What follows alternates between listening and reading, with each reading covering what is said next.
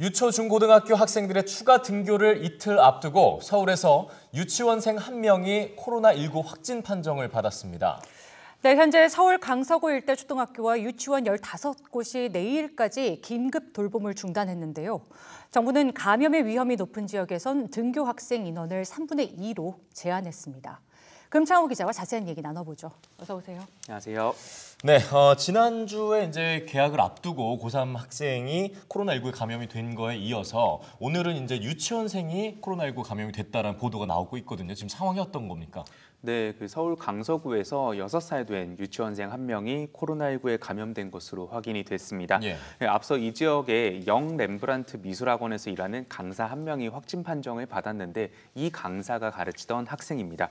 이 강사는 지난 18일부터 22일까지 학생 35명을 가르쳤습니다.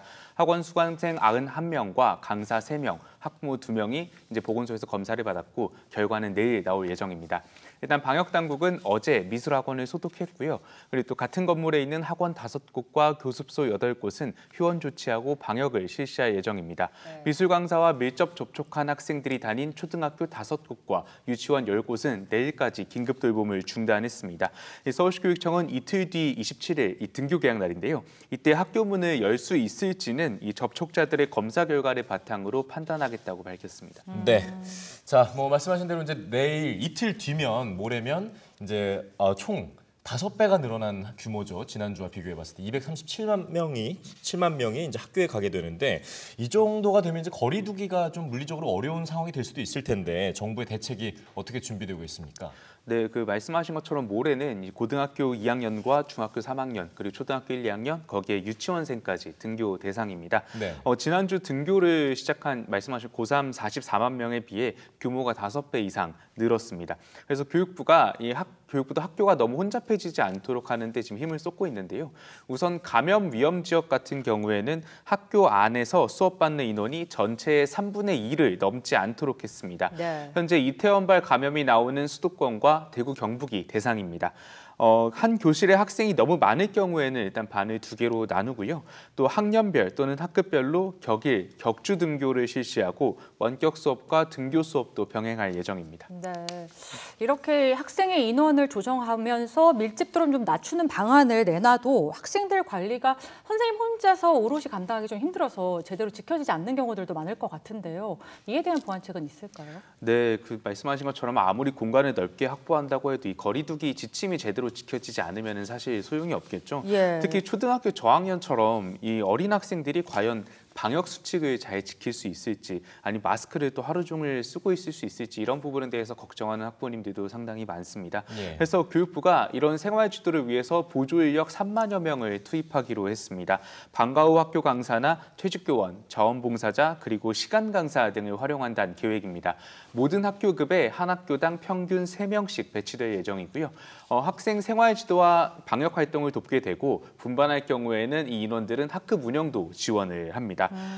교사들의 업무 부담을 줄이기 위한 대책도 같이 내놨는데요. 네. 일단 올해 종합감사를 하지 않고요. 다음 달 한 달 동안은 수업과 직접적인 관련이 없는 외부 연수나 회의, 또 행사 이런 것들을 줄입니다.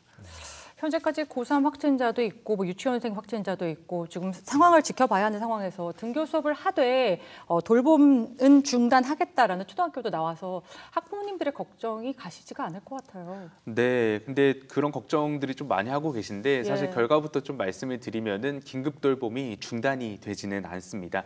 말씀하셨던 이 초등학교가 나왔던 게 지난주 서울같이 좀 일부 지역에서 등교 수업 이후에 일상 돌봄으로 전환을 하겠다 이런 얘기가 나오면서 좀 빚어졌던 내용들인데요. 예. 원래 긴급 돌봄 같은 경우에는 오전과 오후 둘 다 진행이 됐는데 일상 돌봄으로 바꾸게 되면 방과 후, 그러니까 오전은 안 하게 되는 거죠. 예. 방과 후에만 돌봄을 하게 됩니다. 그래서 학부모님들이 이 평일 오전에 아이를 어디에 맡겨야 하나 걱정이 되게 커졌었는데요. 근데 교육부가 이번 주 등교 수업 관련 대책을 발표하면서 긴급 돌봄 중단은 없다고 선을 그었습니다. 유은혜 부총리는 어제 돌봄이 필요한 학생들에겐 돌봄을 제공하는 것으로 입장이 정리가 됐다 이렇게 밝혔습니다. 밝혔습니다.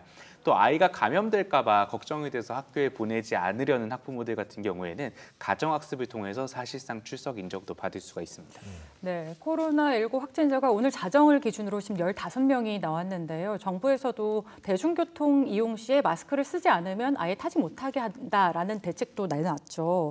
아무래도 등하교 때 대중교통 이용한 학생들이 많은 만큼 관심이 클 것 같아요. 네, 맞습니다. 그 나흘 만에 신규 확진자 수가 다시 10명대로 떨어졌는데 사실 지역 감염 사례가 아직 계속 나오고 있어서 안심할 수가 없는 상황이거든요. 예. 특히 이태원 클럽발 코로나19 감염자 같은 경우에는 지금 230명이 넘는데 6차 감염 사례까지 나온 상황입니다. 그래서 이태원에 가지 않았는데도 이 인원들은 접촉자의 접촉차를 거쳐서 감염이 된 겁니다. 그래서 말씀하셨던 것처럼 이 대중교통 이용 대책을 정부가 내놨는데요. 내일부터 버스나 지하철, 택시 등을 타려면 운전자뿐만 아니라 승객도 마스크를 반드시 써야 하고요. 그렇죠. 승객이 마스크를 쓰고 있지 않다면 승차 거부도 한시적으로 가능하게 됩니다. 또 학교 갈 때 이 대중교통을 이용하는 학생들은 그래서 내일부터 마스크를 꼭 좀 챙기셔야겠습니다. 네, 아직까지 안심할 수 있는 상황이 결코 아닌 만큼 좀 개인 방역 태세에 아무래도 좀 유지를 해주시기를 많은 분야에서 좀 부탁드리겠습니다. 예, 오늘 말씀 잘 들었습니다.